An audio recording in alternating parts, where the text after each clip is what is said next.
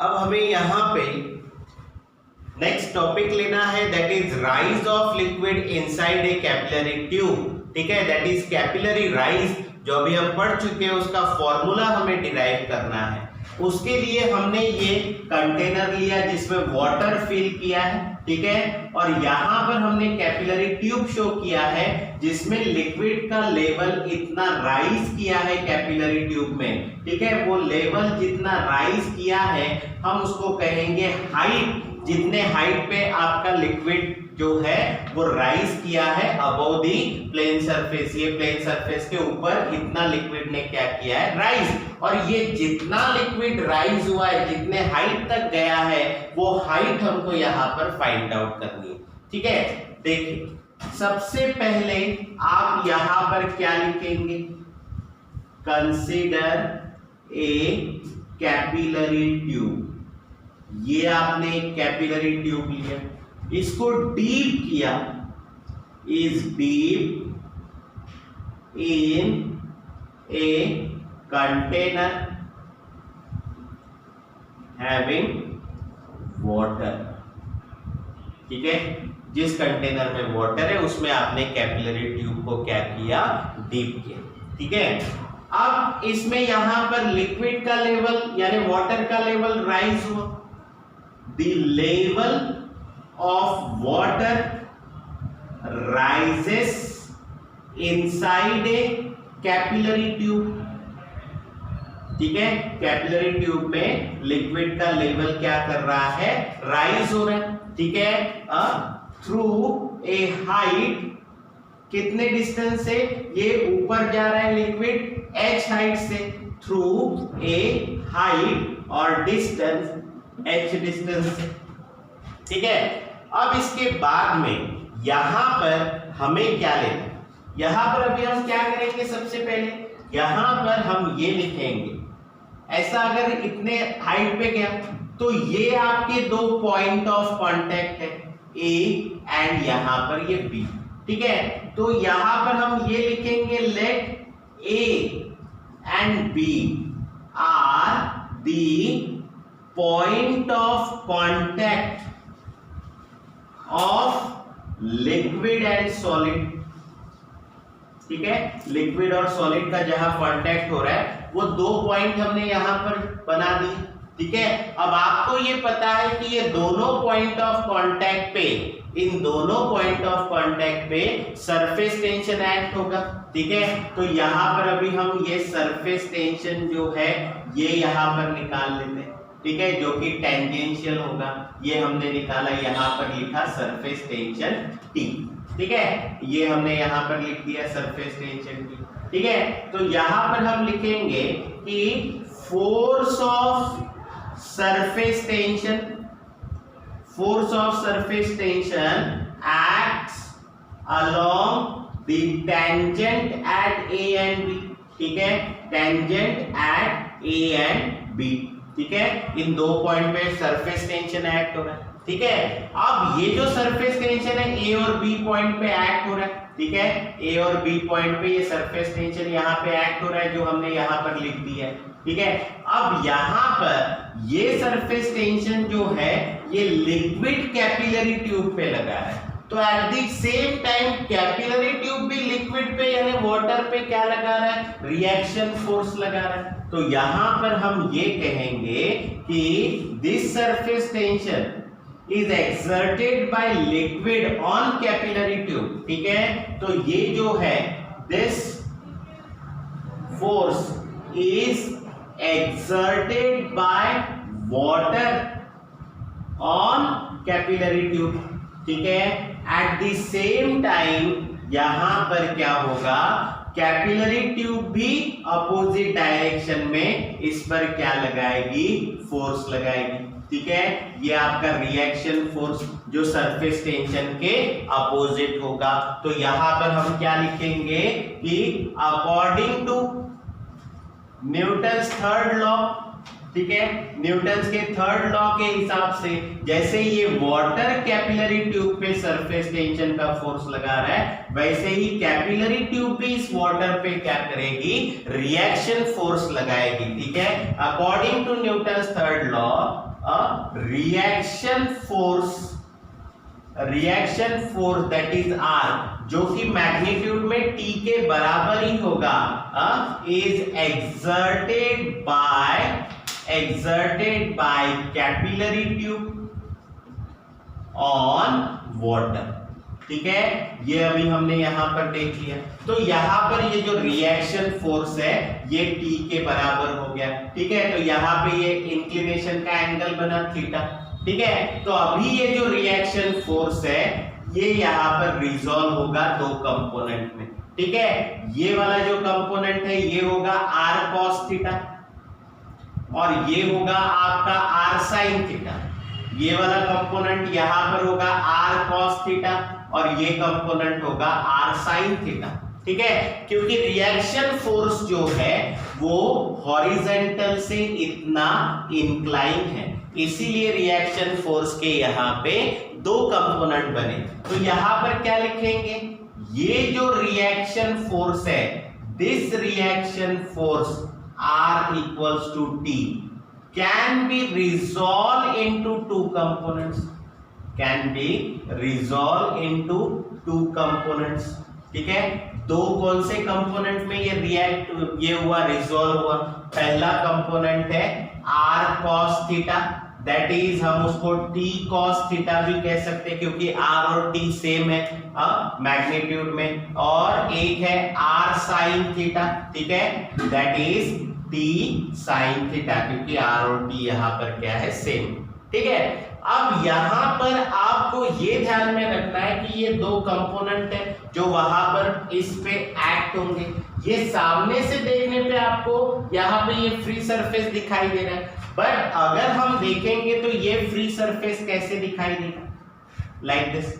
ठीक है, और ये फ्री सरफेस पे जो ये फोर्स एक्ट हो रहा है इन अपवर्ड डायरेक्शन, ठीक है, ये पूरे फ्री सरफेस पे यानी वाटर पे एक्ट होगा अबोव सरफेस पे। तो ये वाला कंपोनेंट क्या है, t cos थीटा, और ये पूरे प्लेन लिक्विड के मेनिस्कस पे पूरे फ्री सरफेस पे एक्ट हो रहा है। तो ये वाला जो फ्री सरफेस है ये सरकमफरेंस है 2πr। ठीक है, तो यहां पर अभी आपने क्या लेना है, लेट r क्या है आपका, radius of capillary tube.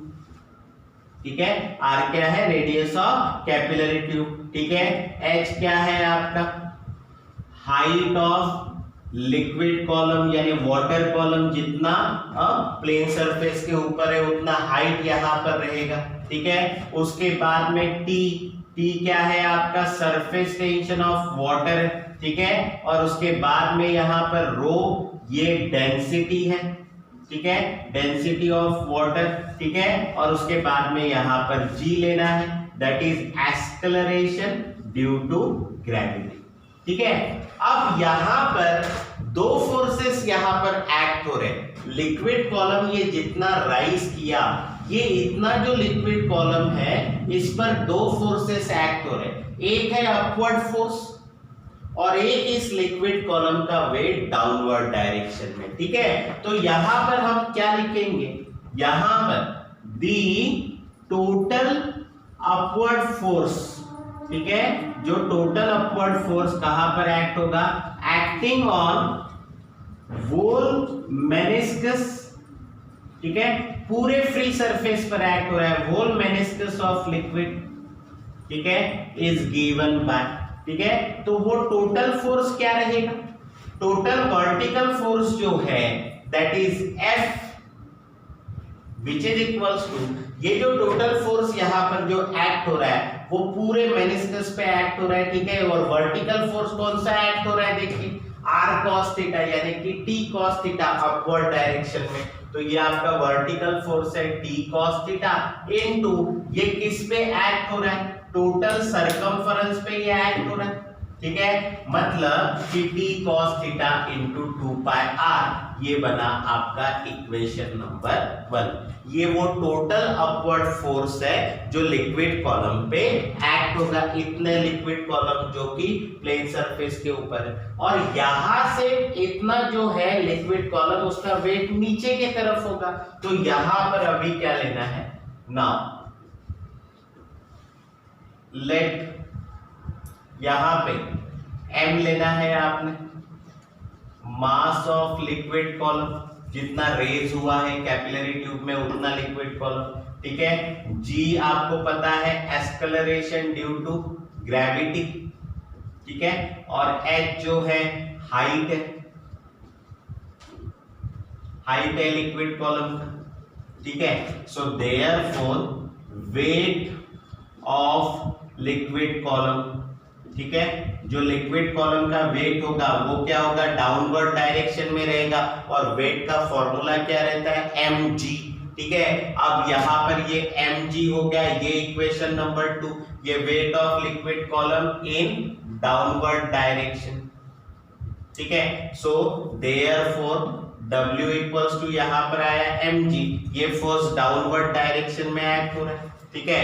But आप जानते हैं यहाँ पे, ठीक है, आप ये जानते हैं कि डेंसिटी इक्वल्स टू क्या होता है, मास अपॉन वॉल्यूम, ठीक है। So this implies mass equals to rho into volume, ठीक है। तो यहाँ पर क्या आएगा, this implies mass equals to rho into volume, ठीक है। रो इनटू वॉल्यूम यानी एरिया इनटू लेंथ वॉल्यूम की जगह पे, ठीक है। तो यहाँ पर आप क्या लिखेंगे, since volume equals to area into length, but यहाँ लेंथ जो है लिक्विड कॉलम का यानी वो हाइट है लिक्विड कॉलम का, इसीलिए यहाँ पर आएगा h। अब ये जो एरिया है ये सर्कुलर एरिया है, मतलब यहाँ पर आएगा rho into pi r square into h। Since area circular है इसलिए क्या लिखा, पाई आर स्क्वायर लिखा, ठीक है। तो ये आया आपका m का value, rho into pi r square h। ये वैल्यू आप इक्वेशन नंबर 2 में पुट अप करिए, putting above value in equation 2 we get, ठीक है। यहां पर क्या आएगा फिर, W इक्वल्स टू m की जगह पे रो पाई आर स्क्वायर h, और ये वाला g एज इट इज, ये इक्वेशन नंबर 3 हो गया, ठीक है। ये वाला वैल्यू आपका किसका वैल्यू आया, ये वाला वैल्यू आपका मास का है, ठीक है। तो अगर ये लिक्विड कॉलम इक्विलिब्रियम में है तो जो टोटल अपवर्ड फोर्स है वो टोटल डाउनवर्ड फोर्स के बराबर होना चाहिए। हाँ, टू अटेन इक्विलिब्रियम कंडीशन, ठीक है, अगर आपको इक्विलिब्रियम कंडीशन में आना है तो आपको क्या करना पड़ेगा, इक्विलिब्रियम कंडीशन में आने के लिए total upward force must be equals to total downward force, ठीक है। ये दोनों फोर्स क्या होने चाहिए, सेम होने चाहिए। तो फिर यहां पर रिलेशन में क्या आएगा आपके पास में, टोटल अपवर्ड फोर्स यानी F और टोटल डाउनवर्ड फोर्स यानी कि W, ठीक है। ये यहां पर अभी हमको ये करना है, ठीक है। तो total upward force equals to total downward force, तो यहां पर this implies total upward force क्या है, T cos theta into 2 pi r, और W क्या है आपका, rho pi r square h into g, ठीक है। ये आपका यहाँ पर क्या बना, रिलेशन बना। ये अभी आपका T cos theta into 2 pi r, और ये आपका rho pi r square h g, तो ये पाई और ये पाई कैंसिल, ये r और ये स्क्वायर यहाँ पे कैंसिल, यहाँ पर क्या आया आपके पास में, T cos थीटा इंटू 2, ठीक है। और इधर में क्या बचा आपके पास में, h रो r g, ये बचा हुआ है। अब इसमें से ये 2t cos थीटा है तो ये 2 cos थीटा को इधर लेकर आओ, सो t इक्वल्स टू क्या होगा, h रो r g upon 2 cos theta.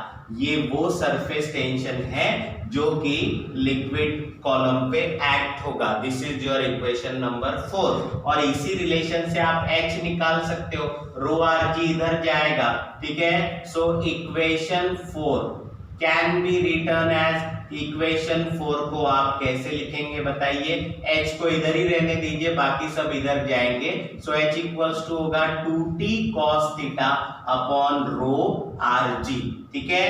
तो ये आपका यहाँ पर फॉर्मूला होगा h के लिए, और ये जो आपका हाइट ऑफ लिक्विड कॉलम है इसी को हम कहते हैं ascent formula, this is above equation, ये जो आपका इक्वेशन है above equation represents the rise of liquid column, ठीक है, ये लिक्विड कॉलम का राइज शो कर रहा है, नोन एज एसेंस फॉर्मूला, ठीक है। तो ये क्या है आपका एसेंस फॉर्मूला है, ये आपको ध्यान में रखना है, ठीक है। अब यहाँ पे हमें ये जो है ये एसेंस फॉर्मूला है, ये पता चला।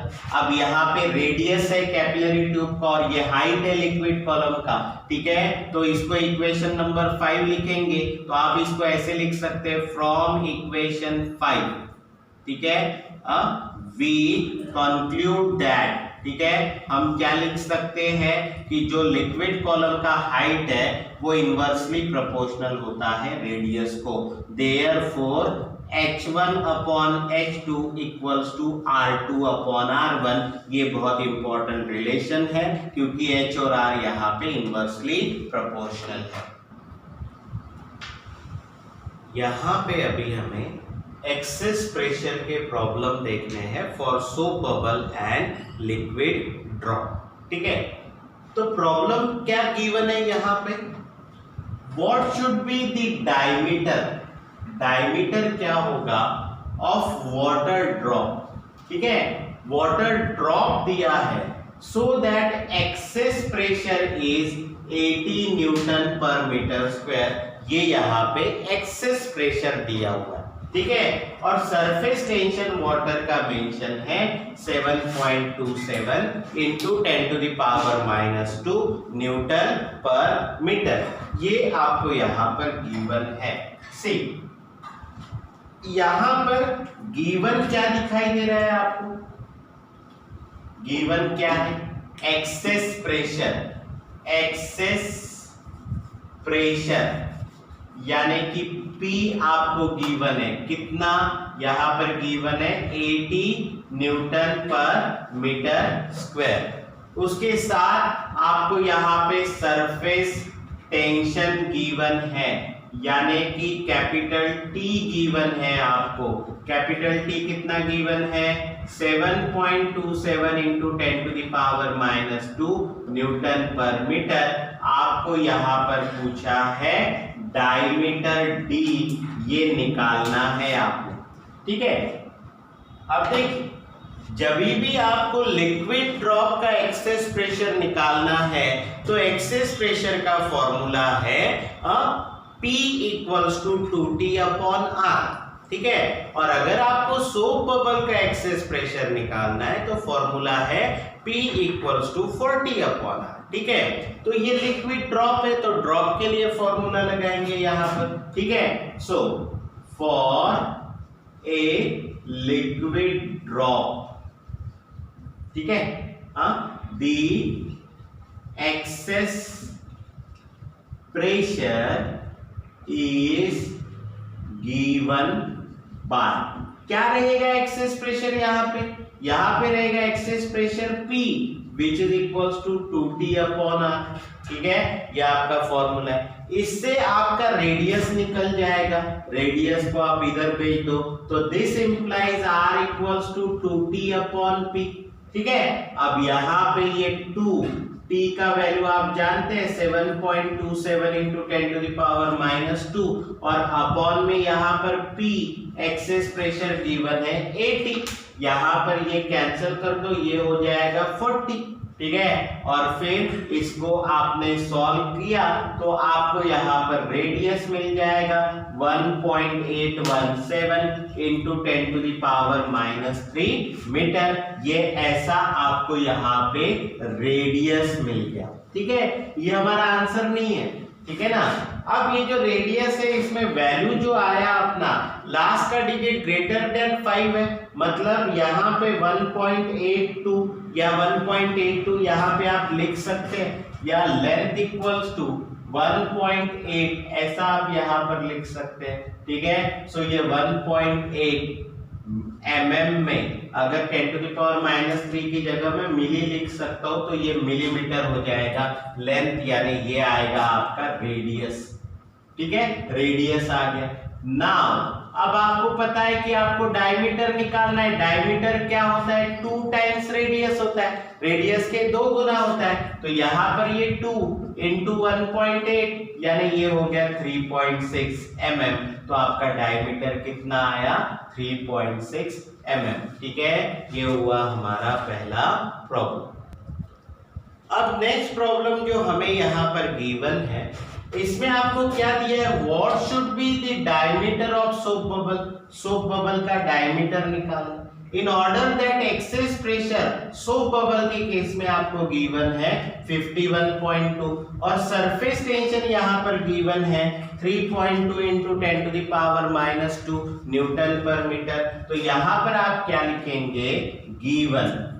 गिवन में सबसे पहले आपको गिवन दिया है excess pressure that is P और एक्सेस प्रेशर आपको गिवन है 51.2 न्यूटन पर मीटर स्क्वायर।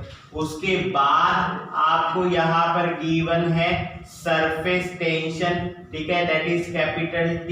ये सरफेस टेंशन आपको यहाँ पर गिवन है 3.2 इंटू 10⁻⁻² न्यूटन पर मीटर, ठीक है। और यहाँ पे आपको सोप बबल का डायमीटर निकालने के लिए कहा, यानी D का वैल्यू निकालना है, ठीक है।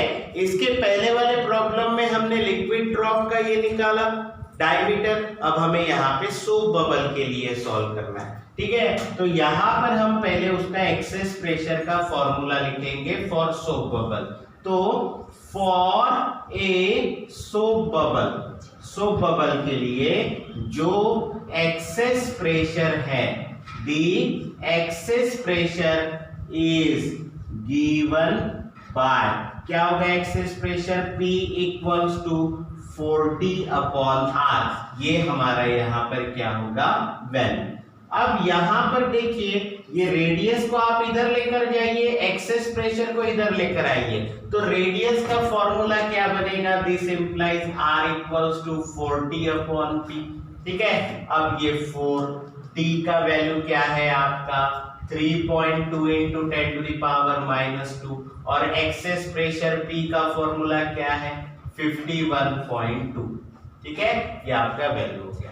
अब यहाँ पर ये 4 2s are 8, 4 3s are 12 upon में ये 51.2 और ये इंटू 10⁻⁻², ठीक है। अगर आपने इसको यहाँ पे सॉल्व किया तो हमें यहाँ पर रेडियस का वैल्यू मिलेगा 2.5 इंटू 10⁻³ मीटर में मिलेगा, ठीक है। तो ये वाला 10⁻³ यानी मिली होता है, तो ये हुआ 2.5 mm, ये आपका रेडियस आ गया, ठीक है। नाउ अब डायमीटर निकालना है आपने, तो डायमीटर इक्वल्स टू क्या होता है? 2 टाइम्स ऑफ रेडियस।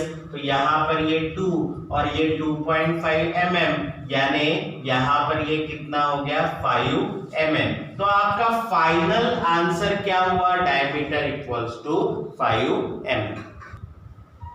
अब हमें यहाँ पर दिया हुआ है एयर बबल, यहाँ पर ये बबल है, ठीक है, जिसका रेडियस यहाँ पर गिवन है 0.2 mm, ठीक है। एयर बबल है जो ये 0.2 mm यहाँ पर दिया हुआ है। It is just below the water surface, मतलब ये वाटर सरफेस के अंदर है, ठीक है। तो यहाँ पे इस पे प्रेशर जो है वो ड्रॉप का ही लगेगा, क्योंकि एक ही फ्री सरफेस मिलेगा उसको, ठीक है। यहाँ पर आपको कहा कैलकुलेट द गेज प्रेशर, यानी एक्सेस प्रेशर आपको यहाँ पर निकालना है और सरफेस टेंशन आपको यहाँ पे गिवन है। तो प्रॉब्लम में आपको यहाँ पर क्या गिवन है? सबसे पहले गिवन क्या दिया है? देखिए, सबसे पहले आपको रेडियस गिवन है R 0.2 mm, ठीक है, यानी 2 इंटू 10⁻⁻⁴, एक डिजिट शिफ्ट किया और mm का मीटर में -3, ठीक है। उसके बाद में आपको सरफेस टेंशन यानी कैपिटल T गिवन है। सरफेस टेंशन कितना है? 7.2 इंटू 10⁻⁻² न्यूटन पर मीटर, ठीक है। और उसके बाद में यहाँ पे गेज प्रेशर यानी कि एक्सेस प्रेशर आपको निकालना है, ठीक है, उस एयर बबल का, ठीक है। तो यहाँ पे आपको गेज प्रेशर जो है, ये जो एयर बबल है ये वाटर के अंदर है, ठीक है, तो इसीलिए उसमें एक ही फ्री सरफेस है, इसीलिए एक्सेस प्रेशर का फॉर्मूला लिक्विड ड्रॉप का लगेगा, the gauge pressure for air bubble inside a water is given bye, ठीक है, क्या आएगा फिर यहाँ पर ये गेज प्रेशर जो है वो लिक्विड ड्रॉप के प्रेशर के बराबर ही होगा, यानी P इक्वल्स टू यहाँ पर क्या आएगा 2T अपॉन R, ठीक है, फिर यहाँ पर ये एक्सेस प्रेशर जो है ये 2T अपॉन R है, तो 2 सरफेस टेंशन का वैल्यू मेंशन किया है 7.2 इंटू 10 टू द पावर -2 और रेडियस का जो वैल्यू है 2 इंटू 10 टू द पावर -4, ठीक है, ये और ये वाला 2 कैंसिल हो गया, ये -4 ऊपर गया, 7.2 into 10 to the power -2 into 10 to the power -4 ऊपर गया तो +4 -2 +4 यानी 7.2 इंटू 10 स्क्वायर यानी ये हो गया 720, ठीक है, और प्रेशर का यूनिट होगा न्यूटन पर मीटर स्क्वायर, तो फाइनल आंसर क्या आया 720 Newton per metre square. Now यहाँ पे अभी हमें निकालना है what is the pressure inside the drop, ठीक है, ड्रॉप किसका है, मर्क्यूरी का ड्रॉप है जिसका रेडियस आपको गिवन है 3 mm, यानी यहाँ पे रेडियस गिवन है r 3 mm, that is 3 into 10 to the power -3 metre, ठीक है, उसके बाद में यहाँ पे टेम्परेचर गिवन है एट रूम टेम्परेचर और surface tension of mercury at 20 degree Celsius, temperature आपको गिवन है 20 डिग्री सेल्सियस, बट इसका कोई यूज नहीं होगा, 20 + 273 केल्विन यानी ये 293 केल्विन होगा, और यहाँ पे उस समय पे सरफेस टेंशन कितना है ये गिवन है, ठीक है, ये आपका टेम्परेचर है, आप स्मॉल टी लिखिए, और कैपिटल टी आपका सरफेस टेंशन है 4.65 into 10 to the power -1 newton per metre, ये आपको दिया है, और उसके साथ ये जो आपको दिया है 1 atm ये एटमॉस्फेरिक प्रेशर का वैल्यू रहता है, यानी आउटसाइड प्रेशर का वैल्यू 1 atm P0 1 atm यानी 1.01 into 10 to the power 5 pascal, आपको ये कहा गया प्रेशर इनसाइड द ड्रॉप, यानी कि आपको यहाँ पे पीआई जो है वो सॉल्व करना है, ठीक है। अब ड्रॉप के बारे में आपको एक चीज पता है, ड्रॉप का जो एक्सेस प्रेशर होता है उसका फॉर्मूला हमारे पास में है, ठीक है, for a liquid drop the excess pressure, ठीक है, जो आपका एक्सेस प्रेशर होता है वो क्या आता है P equals to 2T upon R, ये हमारा फॉर्मूला है।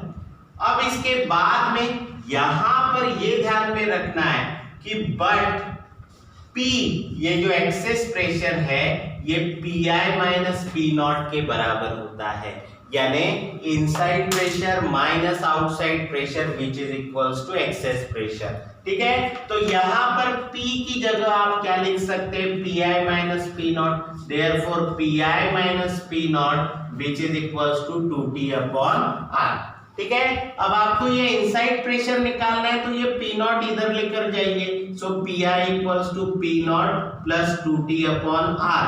अब ये P0 का वैल्यू देखिए कितना है 1.01 into 10 to the power 5 plus ये वाला 2, सरफेस टेंशन का वैल्यू देखिए ये है 4.65 into 10 to the power -1 upon में यहाँ पे R है, रेडियस का value 3 into 10 to the power -3 metre, ठीक है।